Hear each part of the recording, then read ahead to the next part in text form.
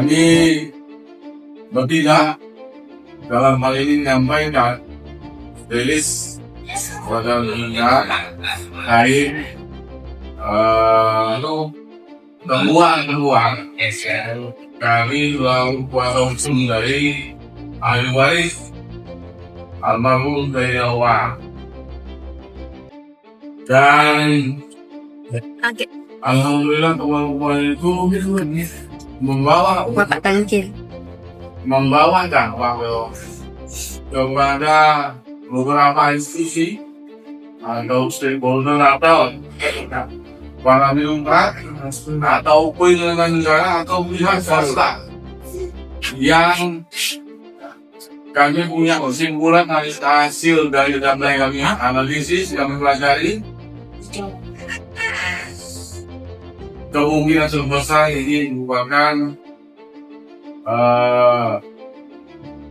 praktek penyimpangan di pemerintahan atau lebih dikenal dengan praktek mafia tanah. Kami juga mempunyai bukti-bukti yang mungkin yang sulit sekali dibantah. Dalam hal ini terkait siapa saja yang melakukan perbuatan penyimpangan itu, baik dari maupun dari pihak swasta. Itu perantara awal dari kami. Lalu kemudian kami akan menyampaikan secara singkat, ringkas terkait status atau riwayat daripada kepemilikan lahan di almarhum Dayawa. Bahwa Haji Dayawa semasa hidupnya itu pernah melakukan transaksi jual beli lahan di tahun 1955. Kemudian lahan yang sudah di hadapan Pak Jabat Donggi Kelurahan Senadilir itu dengan secara keseluruhan luasnya lebih kurang 19.000 lebih per bulan. Kemudian keluar sesuai keputusan darurat Pak tahun 1959. Kemudian dari situ Pemprov waktu itu dijabat oleh Muhammad Abdul Qadir selaku wali kota Madia Palembang Paroki meminjam tanah Haji Dayawa dengan ketentuan berdasarkan surat yang sudah dikeluarkan, peminjaman tersebut berakhir di tanggal 16 November tahun 1960. Kemudian dari tahun 61, lahan Haji Dayawa tidak atau belum pernah dikembalikan. Kebetulan dari tahun 62, 63, 64, 65, 66, sampailah tahun 70 dia akan dikembalikan. Lalu hasil penelusuran beliau ternyata diperoleh bukti bahwa lahan yang diminjam oleh wali kota itu sudah dialihkan tanah dengan catatan bahwa hal itu dilakukan pemufakatan di bawah tanah oleh wali kota Madia melalui dengan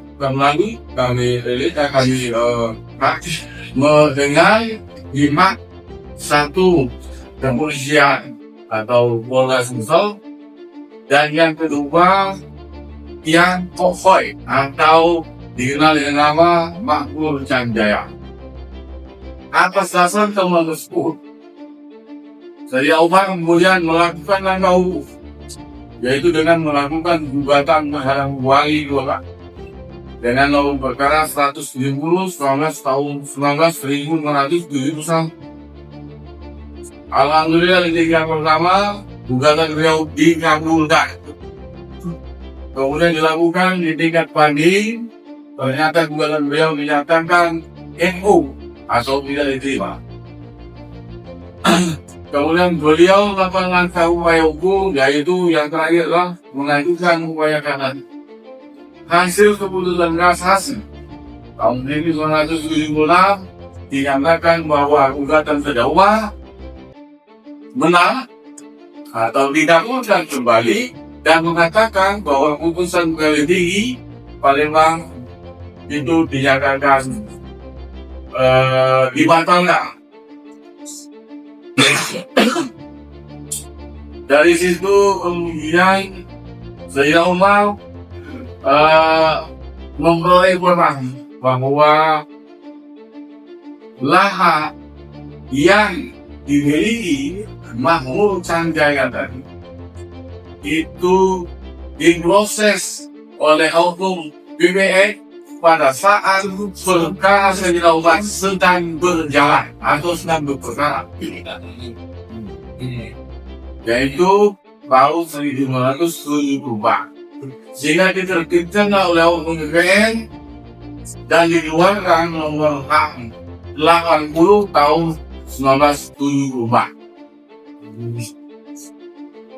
Sejak Makmur Sanjaya oleh itu, Makmur Sanjaya sampai yang waktu tidak mengetahui di mana keberadaan.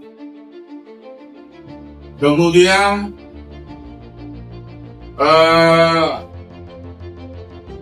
langkah-langkah daripada ahli waris Sayyidina Umar yang terakhir kepada kami adalah bahwa di lahan tersebut dikuasai secara fisik dan sudah dibangun walaupun belum selesai. Jadi saudara bisa mengecek omongan saya ini bahwa lahan tersebut sudah dibangun tetapi belum selesai, berada di lokasi lahan ahli waris Sayyidina Umar yang terletak di Jalan Petra atau Simpang 4 Rajawali.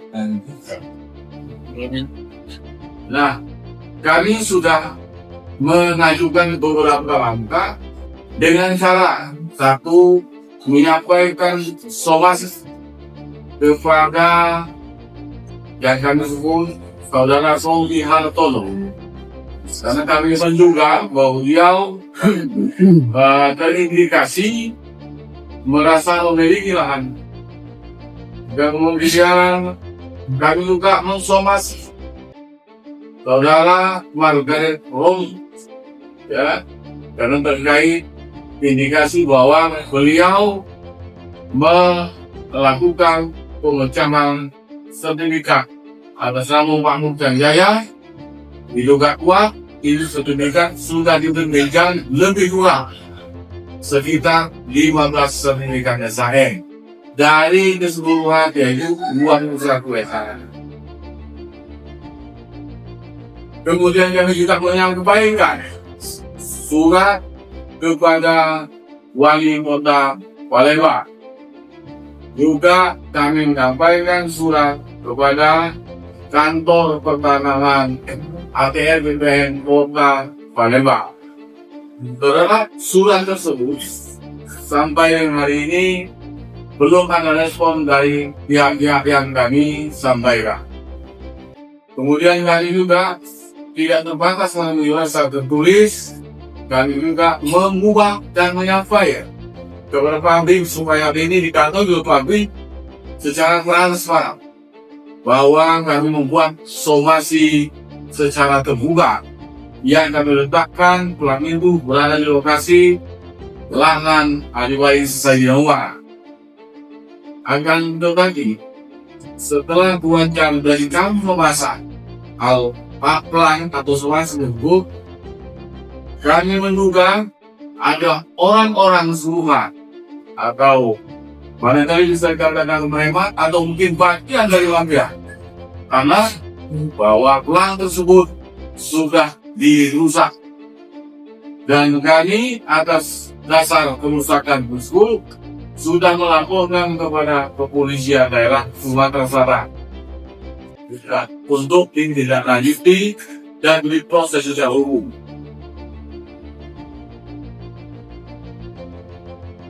Praktek mafia tanah dengan ini jelas mendatangkan kerugian bagi ahli waris almarhum Sayyidina. Oleh karena itu saya coba membutuhkan kepastian terkait hak yang memang sudah dimiliki secara. Oleh karena itu kami meminta kepada Kapolda Sulsel, kepada Kejaksaan Tinggi Sumatera Selatan, kemudian juga kepada BPN, dan juga yang menolak juga wali kota Palembang. Pertama, Kapolda untuk melakukan penegakan hukum, memanggil pihak-pihak yang sudah dilaporkan. Yang kedua, Polda Jatim, kami akan menyampaikan tertulis karena terjadi bagian dari Koordinasi Kejaksaan Agung sebagai satuan tugas mafia di bidang pertanahan. Kemudian juga wali kota untuk tidak menerbitkan. Kami mohon untuk tidak menerbitkan apapun dalam bentuk administrasi atau dalam bentuk pemasangan uang di laman yang milik Sayyidina Umar tanpa izin dari ahli waris dari Umar. Kemudian juga kami menyampaikan kepada pertanian kota Palembang untuk segera melakukan kecandukan karena Sayyidina Umar sudah mengikuti aturan-aturan secara jelas, menyampaikan ke publik, menyampaikan keseluruhan. Artinya bahwa BPN sudah sejak dari awal menerima pengetahuan dari almarhum Sayyidina Umar terkait pembakaran sertifikat nomor 80 tahun 2024. Oleh karena ini kemudian ditentukan ada indikasi yang kuat sekali bahwa BPN kami katakan ikut terlibat dalam mafia tanah, dan kami akan menuntut sesegera mungkin. Kami akan lakukan laporan kepada Inspektur Jenderal Pertanahan di Kementerian ATM Jakarta.